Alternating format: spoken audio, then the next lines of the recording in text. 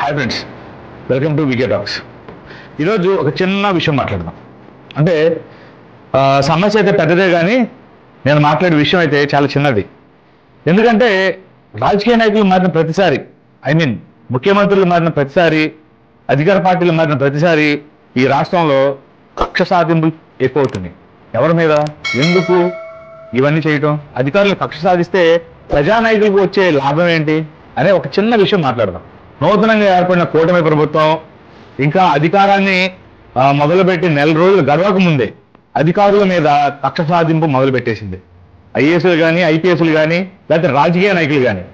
సరే, రాజకీయ నాయకులు అంటారా, వాళ్ళు అధికారం ఉంటుంది, అది నాయకులు చెప్పినట్లు అధికారులు పనిచేయాలి. అధికారులు పనిచేయకపోతే బదిలీలు లేకపోతే సస్పెండ్లు ఇలాంటివి చేస్తారు ఈ రాజకీయ నాయకులు. సరే, గత ప్రభుత్వం చేసినటువంటి రాజకీయ నాయకులు పెట్టినటువంటి కక్ష సాధింపు కేసులకి బాధ్యులు అధికారుల? మరి అలా అయితే 2014 నుంచి 2019 వరకు టీడీపీ ప్రభుత్వం చేసినటువంటి కక్ష సాధింపు చర్యలకి అప్పుడు బాధ్యులు ఎవరు? ఇదే అధికారుల?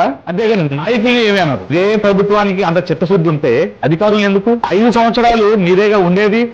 సీఎం గారిని లేకపోతే సీఎం కుటుంబాన్ని తిట్టినందుకు పెట్టిన కేసుల్లో అధికారుల పాత్ర ఎంతవరకు? కేసులు పెట్టింది ఎవరు, పెట్టించింది ఎవరు? ప్రతిపక్షాల మీద పెట్టించారా? లేకపోతే ప్రతిపక్షంలో ఉన్న ఈ టీడీపీ ఈ అధికారంలో ఉన్నటువంటి సీఎంని లేకపోతే అధికార నాయకుల్ని ఇష్టం వచ్చినట్టు నోటు కూర్చున్నట్టు మాట్లాడటం వల్లే కదా ఈ అధికారులు పెట్టిన కేసుల్లో వాళ్ళ పని వాళ్ళు చేశారు. ముఖ్యంగా జనాలని మీరు ఎందుకు డైవర్ట్ చేయటం? అధికారుల భుజాల మీద తుపాకులు పెట్టి మీ శత్రువుల్ని ఎందుకు కాలుస్తున్నారు? మీరే మీ నాయకులు, మీ కార్యకర్తలమే పెట్టి చేసుకోవచ్చు కదా. అంటే మీరు చేసే పనులకి, రాజకీయ నాయకులు చేసే పనులకి అధికారులు కావాలి. ఉదాహరణకి ఈ 10 రోజుల్లో డిప్యూటీ సీఎం గా ఛార్జ్ తీసుకోక ముందే పవన్ కళ్యాణ్ గారి మీద ఎవరో ఒకడు ఫేస్బుక్ లో పోస్ట్ పెట్టాడు. దానికి వాడిని అరెస్ట్ చేసి జైల్లో పెట్టి జైలు పంపించారు. మరి ఇందులో అదే ఎస్ఐ, ఆ ఎస్ఐ ఎవరైతే ఉన్నారో అతను అరెస్ట్ చేయకపోతే, ఎఫ్ఐఆర్ చేయకపోతే ఎస్ఐని వదిలేస్తారా? ఓ ఫేస్బుక్ లో పోస్ట్ కదా సార్ పెట్టింది అని చెప్పేసి వదిలేయమనంటే మీరు వదిలేస్తారా?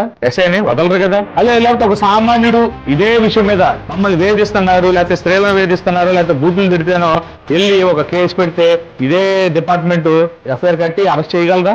చేయలేదు. కానీ ప్రజానాయకులు ఎవరైతే ఉంటారో, అది టీడీపీ అయినా వైసీపీ అయినా, వాళ్ళని ఏమైనంటే గనక ఈ అధికారులు పనిచేయాలి. పనిచేసిన తర్వాత రేపొద్దున్నే మళ్ళీ ప్రభుత్వం మారితే అదిగో ఆ రోజు మా మీద ఎందుకు కేసు పెట్టారు, ఆ రోజు ఎందుకు మమ్మల్ని అరెస్ట్ చేశారు, మమ్మల్ని జైలుకి తీసుకెళ్ళిన నువ్వే అని చెప్పి తీసుకెళ్ళినోడు కనపడుతున్నాడు, కానీ తీసుకెళ్లేవాడు కనపడట్లా. తీసుకెళ్లేవాడు ఎవడు? మీరు జైలుకి వెళ్ళేవాడు చేసింది ఎవడు? మిమ్మల్ని మీ మీద కేసులు పెట్టింది ఎవరు, పెట్టించింది ఎవరు? వాళ్ళని వదిలేసి, అంటే చేయకపోతేనేమో అంటే వదిలితే తప్పకే వదలకపోతే పాము అన్నట్లు ఈ రకమైన ధోరణిని మీరు అధికారులని కక్ష సాధింపు చర్యలు తీసుకోవటం ప్రభుత్వానికి మంచిది కాదు. ఎందుకంటే 2 సంవత్సరాలలో స్థానిక సంస్థలు ఎన్నికలు ఉన్నాయి. అక్కడి నుంచే మీకు ఓటమి మొదలైద్దామో.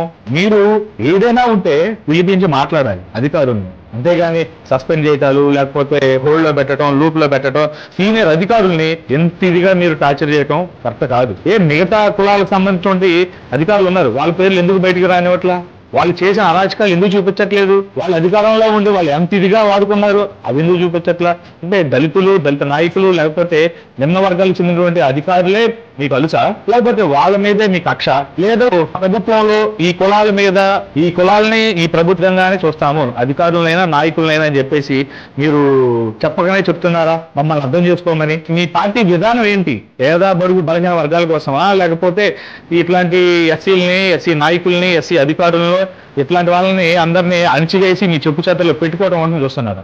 ఇవ్వండి, మీకు చేతనైతే మీరు పని చేయించుకోండి వాళ్ళతో, అంతేగాని మిమ్మల్ని తొక్కేస్తాం, పడేస్తామంటే తిరుగుబాటు మొదలవుతుంది.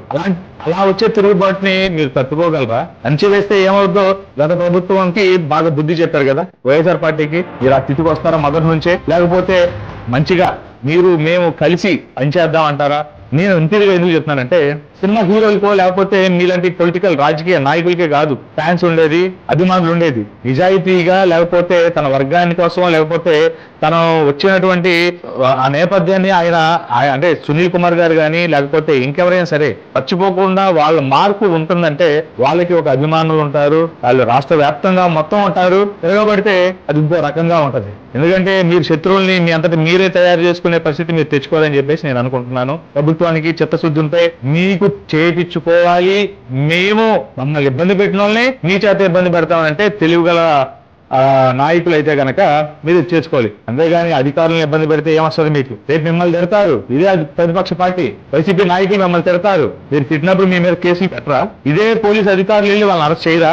లేదు, తిడితే తిట్టారులే, మా ప్రజలే కదా, నాకు ఓట్లు వేసిన ప్రజలే కదా, తిడితే తిట్టారులే కోపం అని చెప్పేసి మీరు వదిలేస్తారా? మీరు దానికి సమాధానం చెప్పండి. వచ్చి 5 ఏళ్లలో పవన్ కళ్యాణ్ గారు కానీ, లేకపోతే టీడీపీ ప్రభుత్వం కానీ, ఏ నాయకుడు కూడా, సోషల్ మీడియా కానీ, లేకపోతే ప్రతిపక్ష నాయకులు కానీ ఎవరైనా మమ్మల్ని తిడితే మేము కేసులు పెట్టము, ఏ అధికారిని ఇబ్బంది పెట్టము, వాళ్ళని అరెస్ట్ చేయండి, వీళ్ళని అరెస్ట్ చేయండి అని చెప్పి వాళ్ళని ఒత్తిడి చేయము, మేము న్యాయబద్ధంగా రాజ్యాంగబద్ధంగానే మేము వెళ్తాము అని మీరు ఒక స్టేట్మెంట్ ఇవ్వండి. ఇచ్చిన తర్వాత మీరు గత ప్రభుత్వంలో ఉన్నప్పుడు ఎవరైతే మమ్మల్ని ఇబ్బంది పెట్టారో అలాంటి అధికారులందరినీ మేము ఇబ్బంది పెడుతున్నాము లేదా పెట్టము అని ఒక స్టేట్మెంట్ ఇవ్వండి. అవన్నీ చెప్పుకోకుండా అప్పుడు వాళ్ళు అలా చేశారు, ఇలా ఎవరు చెప్తే చేశారు.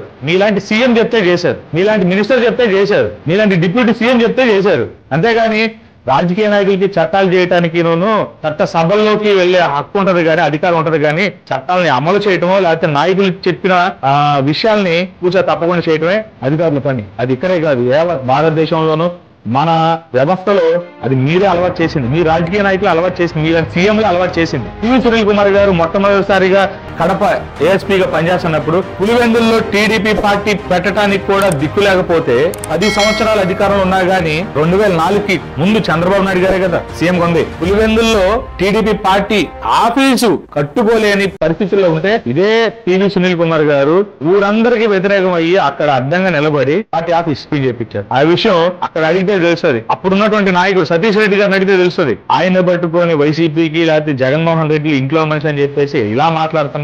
ఎంతవరకు సమంజసం? అది మీ విజ్ఞతగా వదిలేస్తున్నాం.